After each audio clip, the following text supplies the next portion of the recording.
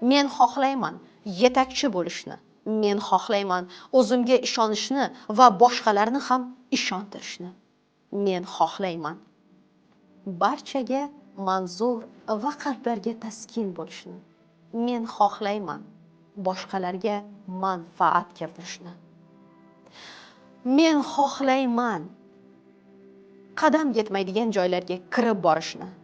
Men xohlayman qalblar avaylash qanday bo'lishini ko'rsatishni. Men xohlayman o'zim xohlayotgan hislarni boshqalarga his qildirishni va o'z hissiyotlarimni go'zal qiyofasini yashatishni.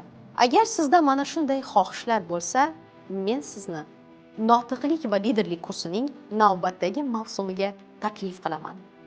Keling, siz xohlaganlarni birgalikda o'rganamiz.